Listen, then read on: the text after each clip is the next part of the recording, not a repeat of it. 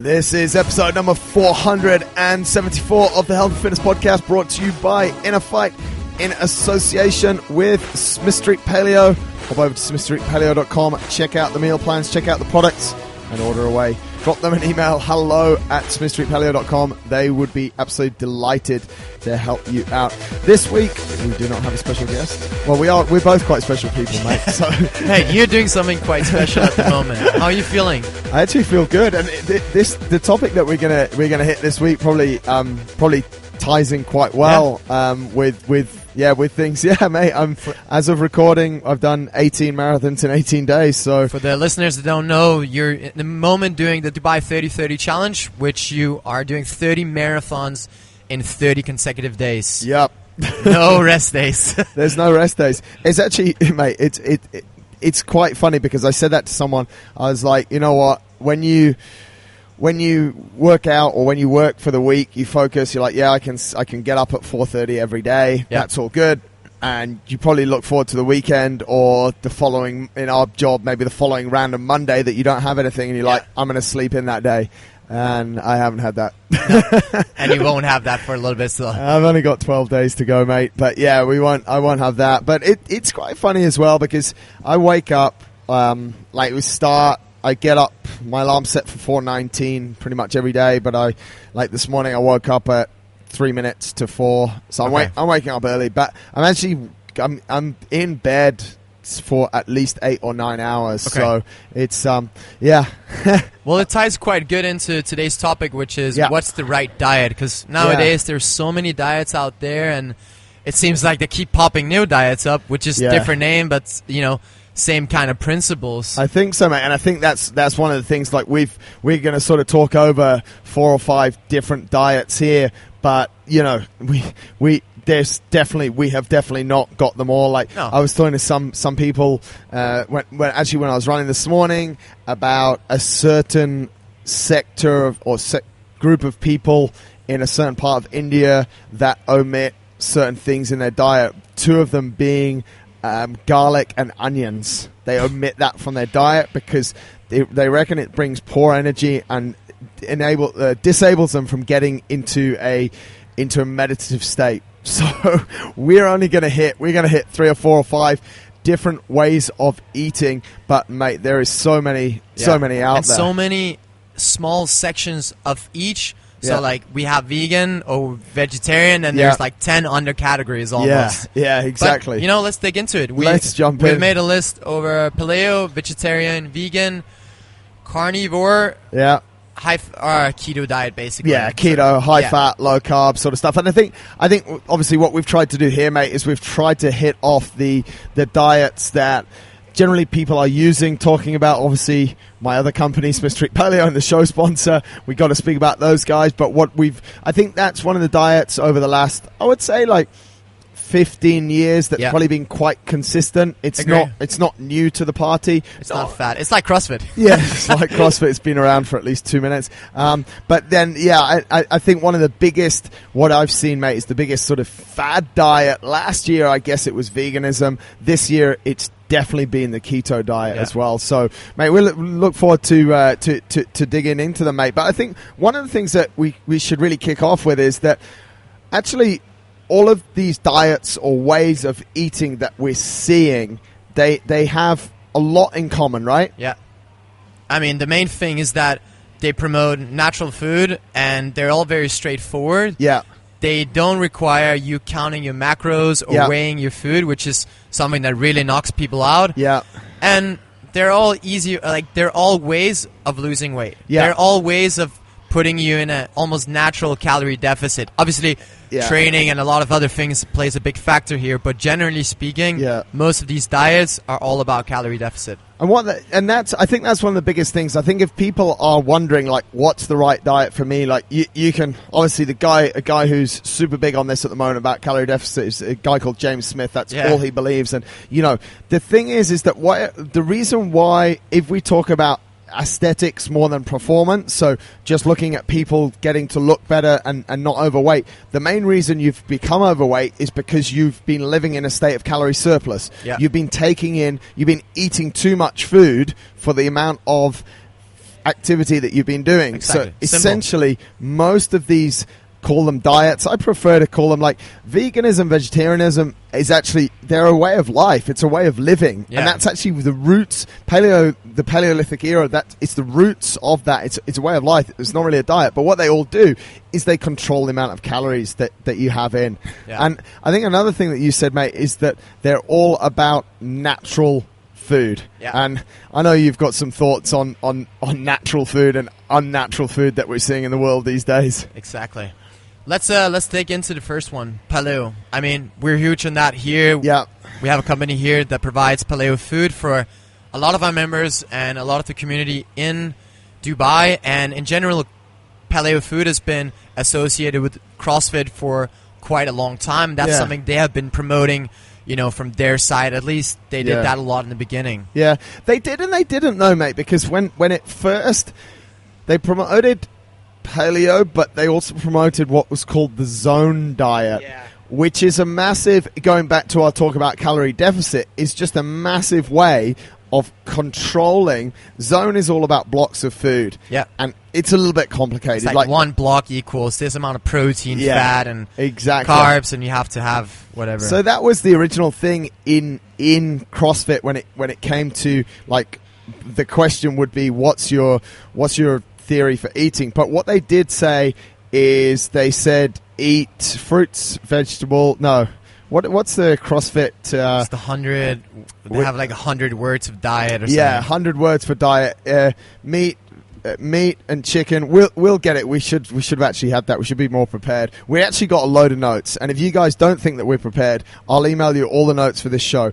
This is the show that we probably researched the most. So let's not look silly whilst we don't have the nutrition. Eat meat Here we and go. Vegetables, nuts and seeds, some fruits, little starch, and no sugar. There we go. Bang. Pretty straight, and that's. I actually think it might be on the wall over there. It used to be. Yeah, it is. Vegetables, nuts. We should have had it. Anyway, we digress.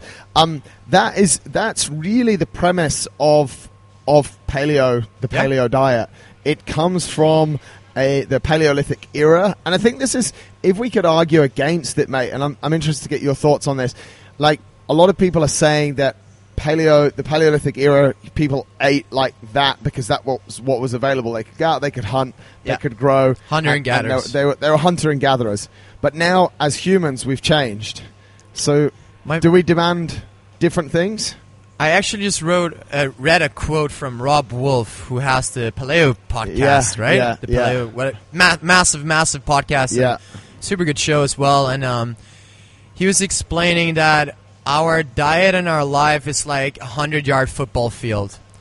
And 95.5 of this football field, we've been following this kind of diet, which has shaped our genetics and how we respond to food.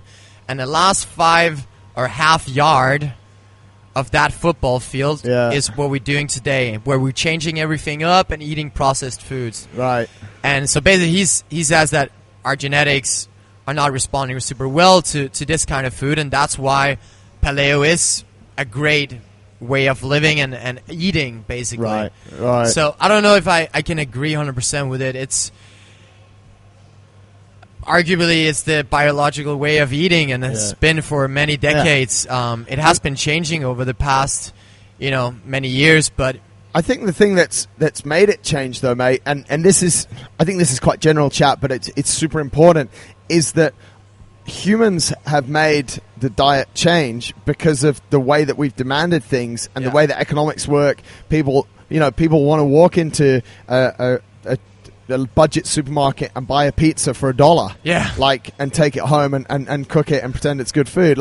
So I don't think, I agree with you. I don't think we've changed much. We have changed as humans, but not much. We've changed as humans in the way that we've become a lot heavier than we've ever been. The average weight of a male now is a lot more than it's ever been, because we're fatter than we've ever been. Yeah. So it's not, and that's why Rob Wolf, and it's the podcast that you want to listen to, guys, if you want something, and I've got a few different podcasts that I can actually pick out for each of these diets. The Paleo Solution is Rob Wolf's podcast. Yeah. It's been around for ever. It was him and Ben Greenfield were some of the first guys that I listened to when podcasting sort of came out, and he really knows his stuff, and he's obviously done a lot of work behind paleo. So and that's where I think that argument as well, I agree with you, is a little bit flawed, that, you know, it's not really, we've not changed, we've only changed because of the way that we're eating. Mate, let's go into what paleo, what we should be eating is meat, fish, eggs, vegetables, fruits, nuts, seeds, herbs, spices, healthy fats and oils. What do we avoid within paleo? Processed foods, sugars, soft drinks, grains, most dairy products, legumes, artificial sweeteners, vegetable oils, margarine, and trans fats. So quite a lot of things. And, you know, a lot of those things that we're getting put into kind of buying in the supermarket. Yeah. That, you know, we all getting tricked into, but that we couldn't access back in the day. Yeah. So it's all these new foods that originally wasn't there, but now is a huge thing. And, you know, even freaking the government are pushing it because it makes a lot of money for the state. Exactly. And I think that's one of the biggest things, and what we hear, like people like Rod Wolf saying a lot, you know, if it looks like it was made in a factory, or if it comes in a tin or in a can, then don't eat it. And, you know, another one, and this is actually in our nutrition guide for the Running Academy, is, you know, if you can't kill it or you can't grow it, don't eat it. Yeah. So, you know, you can't grow sauce. No. You don't grow sauce. It's additives, it's preservatives. It comes in a jar. So stay away from it. But, mate, I mean, you've put some people on paleo diet. You've eaten a paleo-based diet as well yourself. And we'll speak about what you eat for your sport. What's your observations, good stuff, not so good stuff that you've seen about paleo? I think this is a general guideline about all diets. I don't like when things are put in a box. Yeah. I like when it's quite flexible. I think paleo has some really, really good guidelines that works for most people. Yeah. And that we have seen amazing results with a lot of clients here in the gym. Yeah. We've had a lot of clients who comes for weight loss. We put them on a paleo diet together with a CrossFit or functional training that we do here. And we have seen really, really solid progress, not just from weight loss perspective, but also from feeling better, you know, consuming less crap on the side because they actually feel full from a proper meal. Yeah. And that's another thing about processed food. You can just continue to eat and eat and eat and non-stop. Yeah. And it's super high in calories. And but you can just continue to consume it. Whereas, you know, if you have a steak and, you know, a bunch of vegetables, you'll stop automatically. You feel pretty full. Yeah. I think that's one of the biggest things, and, you know, we'll come to that a little bit more when we come to the keto diet. Actually, some people say the paleo diet is incredibly high fat. It's higher fat than a processed food diet, because processed food diet is more based around sugars. Yeah. But it's not actually super high fat, but it is that fat that makes you feel full. Yeah. Like the steak, the fat in the steak, which is good fat, which we like, is actually what makes you feel full. So I agree with you there, mate. Like, a paleo diet makes people feel full. And it also, and I think this is one of the biggest things, calorie deficit is good to a point. And the point is when actually we can use it to lose weight in the short term. But if we keep putting our body in this starvation mode, then we just store everything that we put in it. And we've seen that a lot. Like, it happens a lot. People that stay in a calorie deficit and people that are just generally not eating enough, and then you give them more food to eat, and then suddenly they start losing weight because they're now eating 2,000, 2,500 calories instead of 1,100. Yeah. And so, which for people sometimes is a little bit counterintuitive because they've always been told you want to lose weight, eat less food, but it all spins around. Yeah. So, mate, let's jump into the second one that we spoke about there, vegetarian and veganism. Talk to us about that. So, vegetarian is someone who lives on a diet of grains, pulses, legumes, nuts, seeds, vegetables, fruits, and those kind of things. And basically, they don't eat any meat or fish or basic. There's different categories or types of vegetarians that we can kind of dig into. And the first one is called lacto-ovo vegetarians, and they eat both dairy products and eggs. Yeah. And this is the typical kind of vegetarian diet. It's pretty common, isn't it, mate? Like, a lot of people will not eat animals because of cruelty, and I'm very good with that. I hope that animals don't get treated badly, but then they'll say that the dairy products and the eggs come quite naturally out of the animals, so they're okay with some of that. So that's the lacto-ovo vegetarians, which...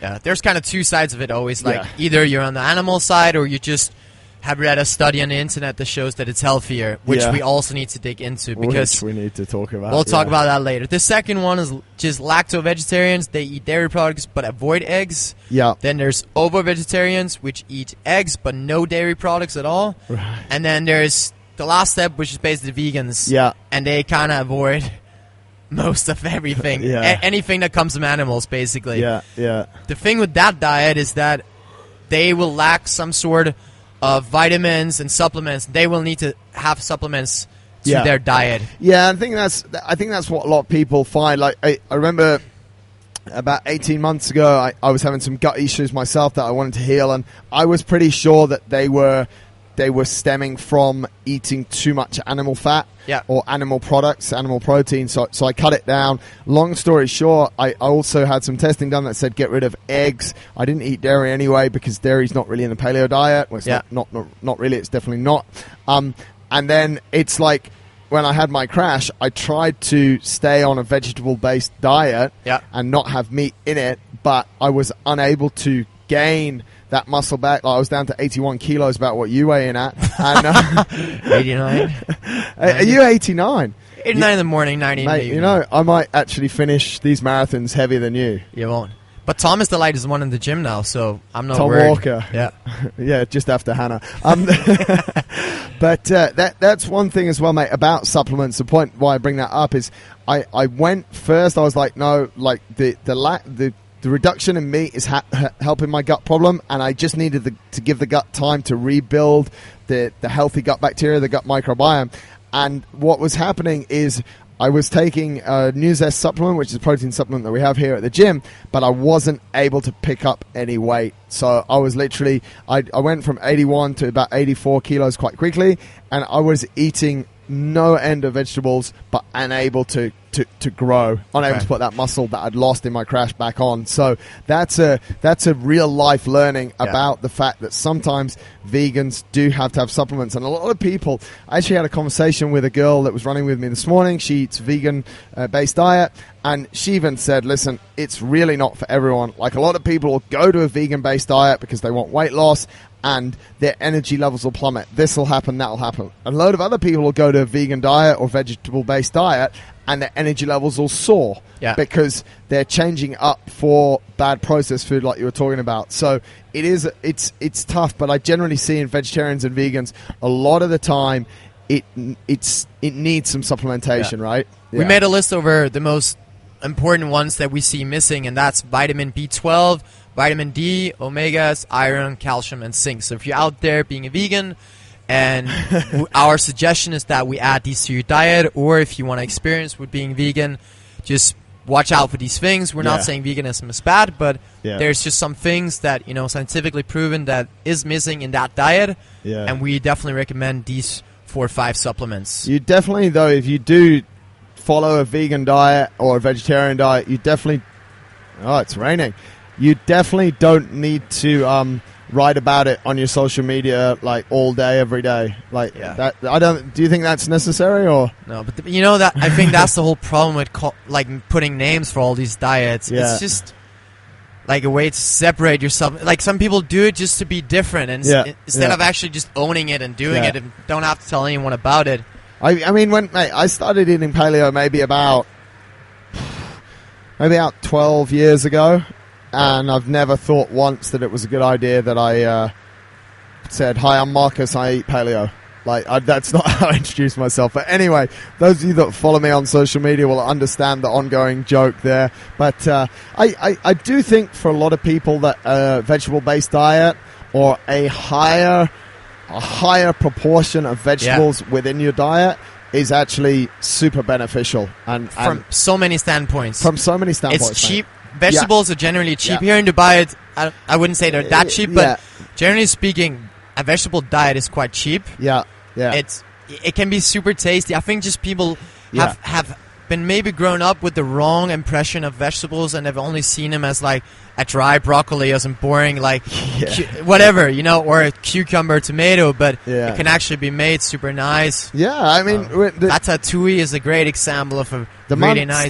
The months that I was eating a a fully plant-based diet, Holly made some super tasty stuff. And the thing is, as well, as I think that generally we're eating too much animal protein. Like if you take a steak, I was at a steakhouse the other day, and since I reintroduced a lot of meat and was able to build that muscle back up, I would always go about 180 to 200 grams of fish or of steak in a meal. And I was in a steak restaurant the other day, and it's 200. The minimum size of a steak was 250 grams. So I think generally we're eating way too much animal protein, and that, going back to what we said about paleo there before, that's what's making us full, and we're not getting in the vegetables. But as you said, mate, a lot of we can all learn a lot from vegetarianism. The one thing that I have to say as well is you're not a vegan, as Andre said there, if you eat dairy products. You're not a vegan if you eat eggs. So please don't go around and say, yeah, I eat vegan, but I eat eggs. And you're not a vegan if you're not a vegan 7 days a week. Okay, that's another thing. Mate. You can't be vegan 5 days a week. You can, but don't tell anyone about it then. But mate, I mean, it's hilarious because that's another diet, isn't it? Flexitarianism. That is insane. We spoke about this a few months ago, I think, didn't we? It's like, what are you? Oh, well, I'm a flexitarianist. Well, okay, what does that do? Well, you do whatever you want. Okay, so you just like a normal person. You wouldn't even have to ask. There would be, hey, my name is Marcus, I'm a flexitarian. I'm a flexitarian. Just straight up. You know, it's literally, it's after any time I sign my name, I just put under it flexitarian. Just anyway, we'll move on. Let's jump on to the next one. The next one is the complete opposite of being a vegan. Yeah. Kick us off. This is carnivore. And whilst, you know, there's no real definition, although there is a diet out at the moment called the carnivore diet. It basically only includes foods that have either walked, swum, or flew. So, you know, you only eat meat, and that means restricting all types of carbohydrate, and even means that you eliminate plants from your diet. So, like you said, mate, the complete opposite. I don't know. I don't know. I mean, I think this is made up because some studies were done on a group of 3 people. Yeah. And it's proven that one person who was in that diet felt better than the other 2. 3 people in the study. I love that. Okay, I'm just kidding here. But I feel like this is what's happening nowadays. Like, somebody posts an article of this new diet or this new methodology of training, and they've made a study, but basically the study is complete bullshit. Yeah. But people believe in it because it's a study, or somebody with a PhD did a study on this. Yeah. And is a doctor, and I get it, because as a, you know, maybe you don't know a lot about this area of you know, knowledge, and therefore you just, if somebody's a doctor and they tell you this is how it is, you kind of have to believe them almost. Yeah. So be really critical with all of these studies that you might read about. And absolutely, mate. Mate, sorry, before we move on, if you're looking for a podcast related to veganism, there is no one to look past than the Rich Roll Show. He rams it down to people's throats every single second of the show, and I think now he only has vegans on his show. And his story is leveraged to the hills. He was an alcoholic, he was a druggie, but before that he was actually quite a good athlete. And then he said, I'm going plant-based. It worked for him, and he managed to do a couple of ultras, and he's done a couple of impressive things, not loads, and doesn't continue to do much that impresses me, quite frankly. And now he's sort of made this. He was spoken about on a big show in the States and got famous overnight, and basically he has his own podcast, but only speaks to vegans, and it's either vegan or no way. So that's a podcast for that. Sorry, mate. Back to carnivore. What I just was looking up there. If you take and this is quite interesting, and this is why the carnivore diet again will help people to lose weight because it will put you into a calorie deficit. You'd only eat meat. And if we take, for example, a 200-gram tenderloin steak, you're getting around 350 calories from that. So if that's all that you've got on your plate, you've got that steak on your plate, then you're going to be in a calorie deficit, you're going to lose weight. But like you said, mate, with vegetarianism, veganism, we could be missing a lot of different things, all those vitamins and minerals that come from meat. At the same time, we could miss a lot of minerals and vitamins that we get from vegetables, as well as energy from carbohydrate. I know. I think that's one thing that we didn't... How can you feel great being... I don't know, mate.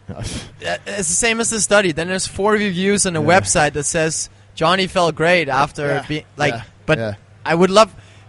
The greatest test of all diets is, okay, can you eat this the rest of your life? If the answer is no, then don't do it. Exactly, mate. Exactly. And I think you've really nailed something there. Like, ask yourself, do you think this is it sustainable?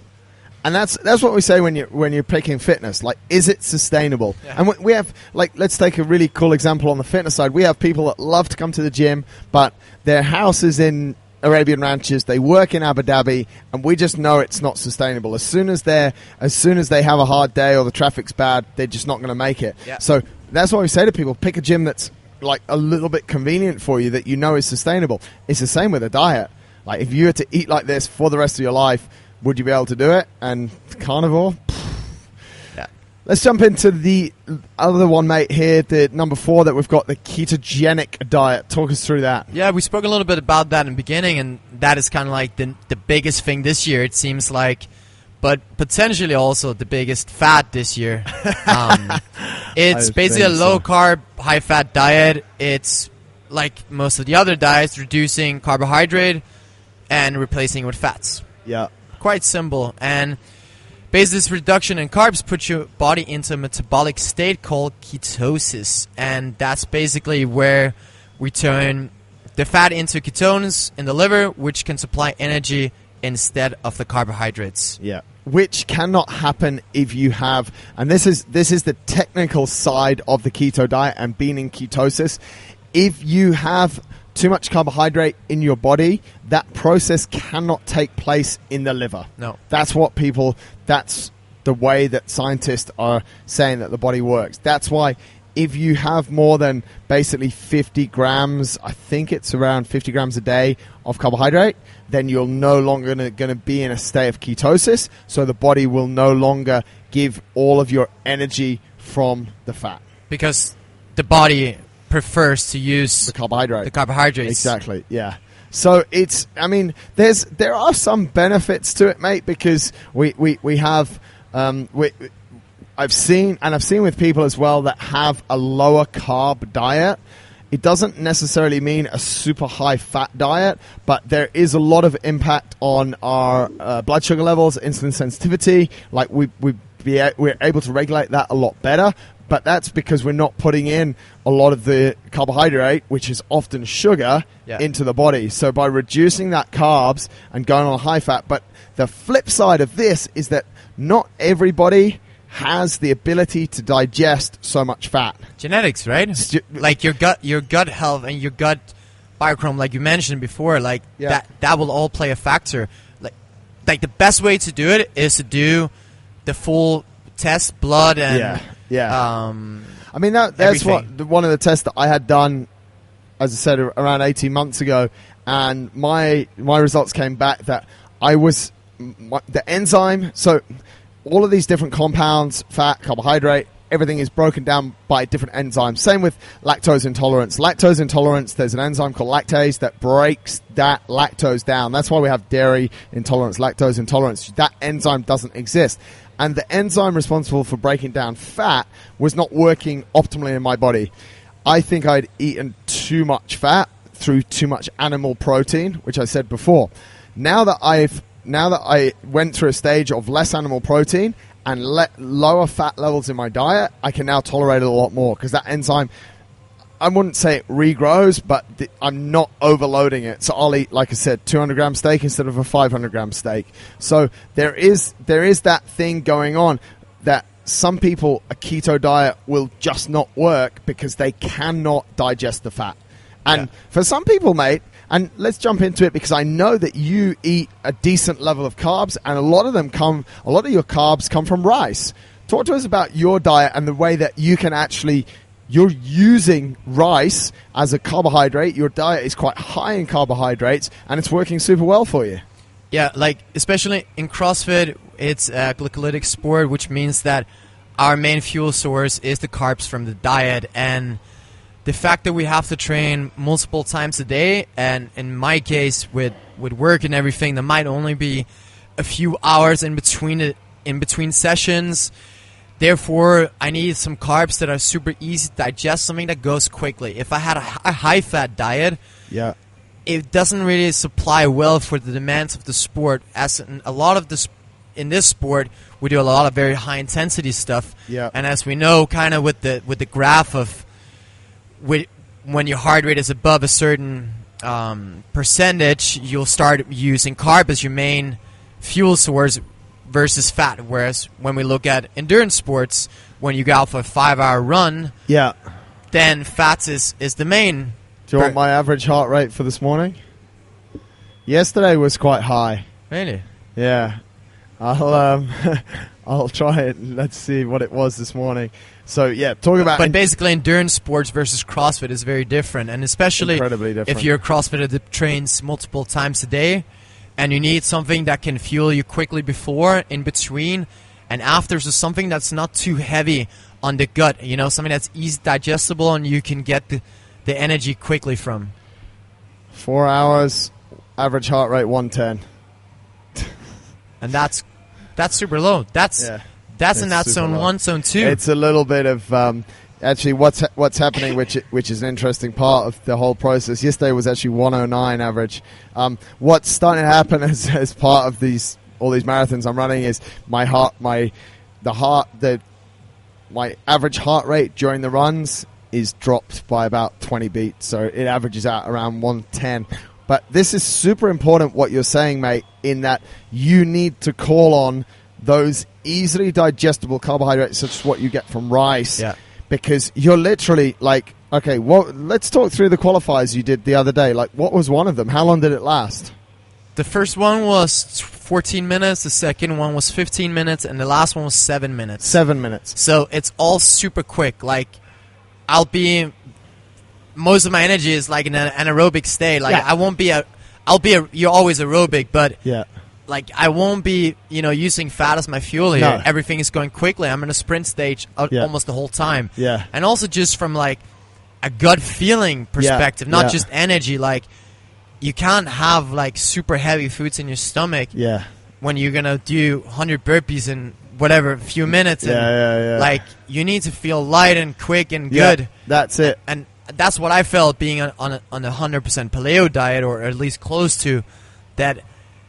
I felt good, but I didn't feel digested prior to my session. Yeah. So either that was just a wrong timing of the meals for me, and I needed to have more time in between.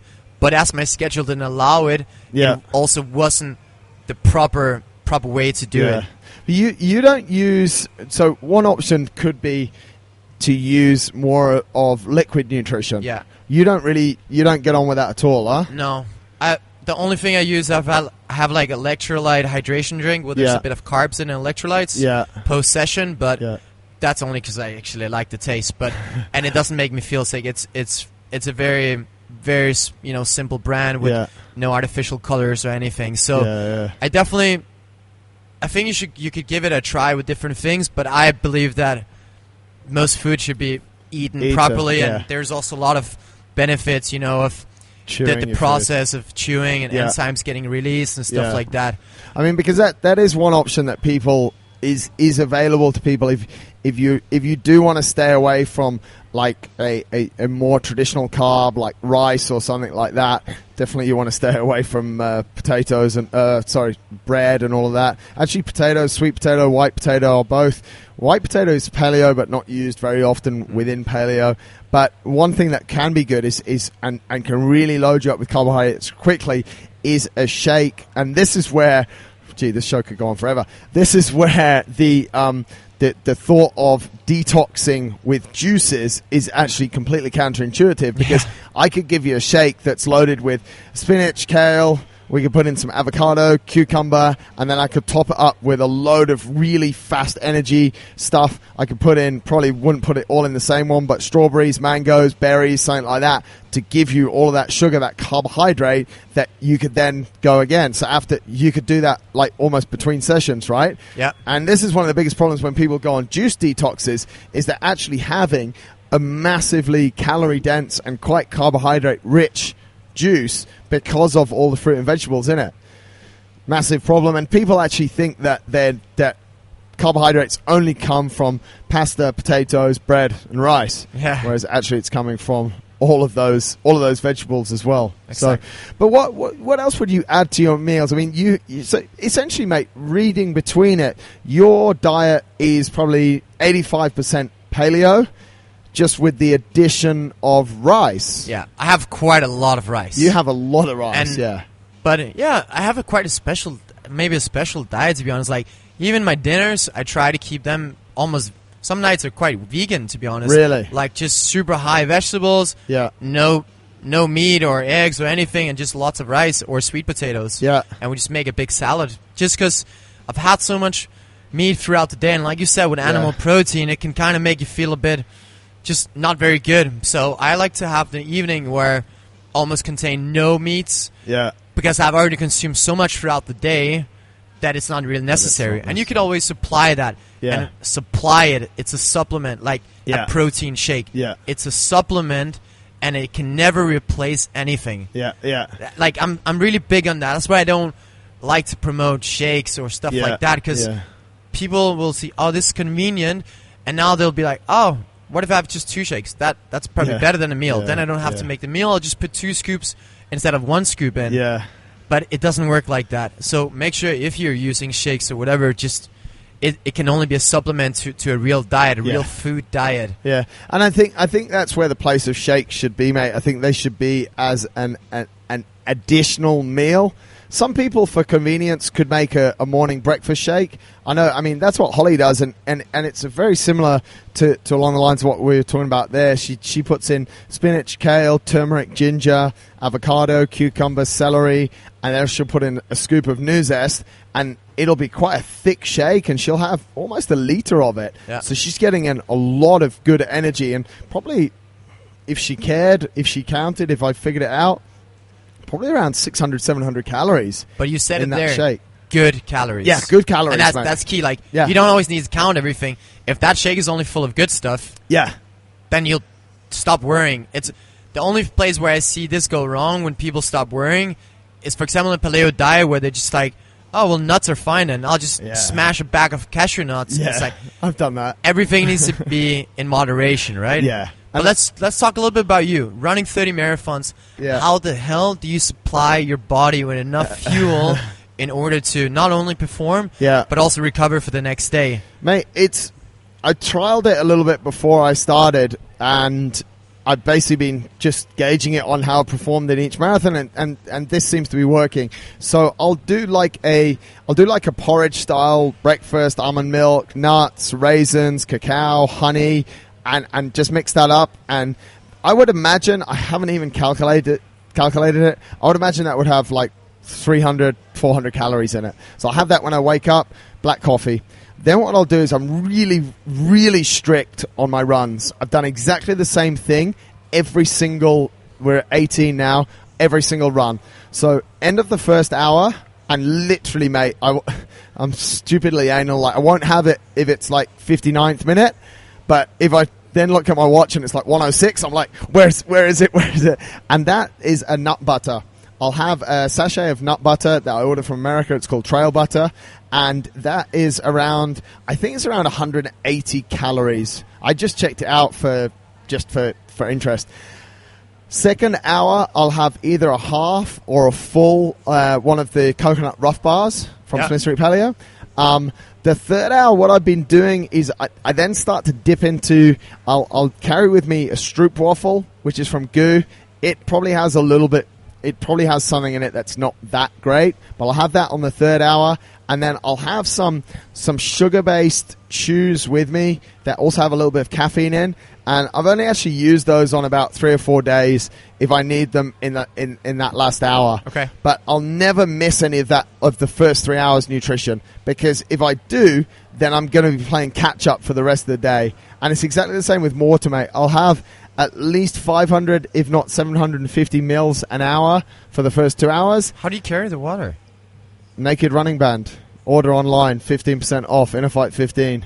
Oh, goodness. No, seriously. Yeah. They can all sit in the band? Yeah. I can carry... It's soft bottles, so I have these soft bottles that I put water in, and there's 2 500 mil ones, and they sit in the... that's why. Yeah, they sit in the band. Okay. Yeah, they're soft ones, so they're just getting smaller, and the air comes out of them, and you don't even feel them on your body.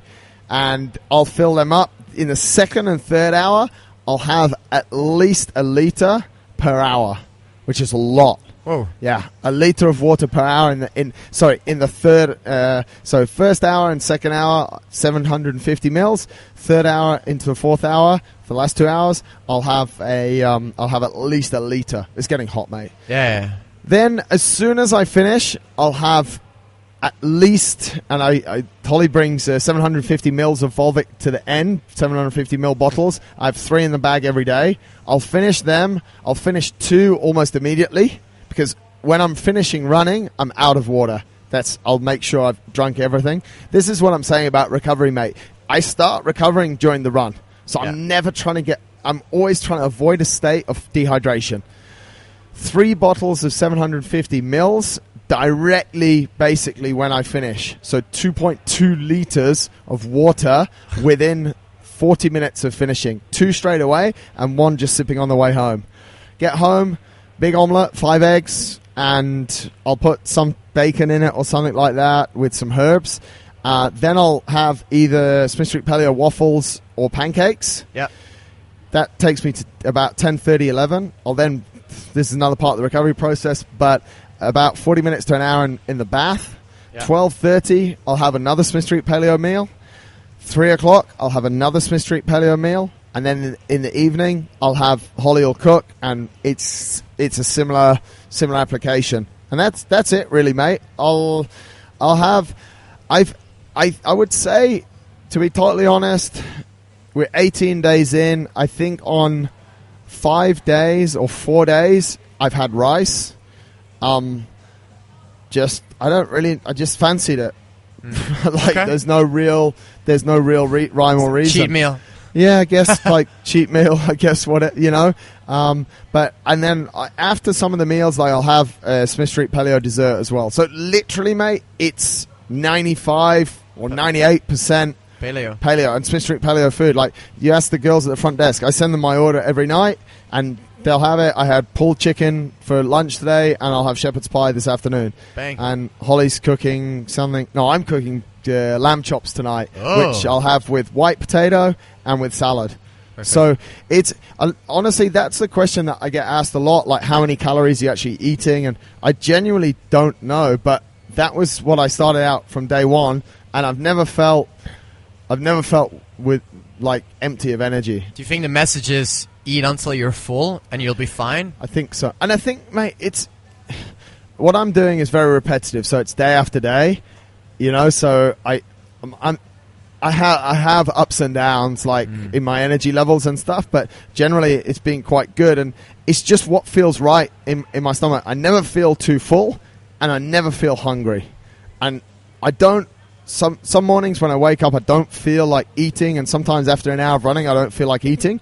But because I've been strict with it, I've put it in. I'm doing the same routine every day. I'm running at the same speed, the same intensity every day. So it's kind of the variables that they're not changing that much. And I think you're right, mate. I think there's, someone could say, oh, we could do a calculation. In CrossFit, you're burning this much, you need this much. But sometimes your training is super intense on a day, and you'll just fancy another meal. So what do? Yeah, you got to listen to your body. You just have one, So that's what it is, mate. As I said, I haven't lost any weight so far. So we'll kind of see. I've got 12 days to go, and touch wood, I'm not as skinny as you, so it's all good. But mate, I think that's it. I think we've wrapped it up there. I think what we should definitely finish up with is that, you know, we want people to eat food that's natural. Yeah. You know, that grows, that is, if it's an animal, that it's been killed in the right way, etc., etc. And all of these diets are just somehow creating calorie deficit or just creating a way to control the amount of food you put into your body. But I'm sure next year there'll be something else. Vegetarian, vegan last year, keto this year. You know, find your way of doing it. You know, that's kind of the mission with this podcast today, was to kind of outline, you know, the biggest players of diets out there, and, you know, make them super simple for you guys to understand, and then you can play around with different principles, because the story is we're all different, and we all respond different to different foods. Figure out what works best for you, and then take it from there. And do it. And I like what you said earlier, mate. Sustainability, I think, is something that I really want people to take away from this show. Like, figure out what's sustainable. Because if it's a real pain in the butt, you're just not going to do it in the long term. Yes, there has to be a little bit of hard work to make things happen, but it has to fit in with what's going on. So, there we go. That's it. That was podcast 474. What is the right diet? If you have any questions or issues, just ask Andre. No, mail us winning at InnerFight.com. We'd love to hear from you guys. Until next time, take care. Take care.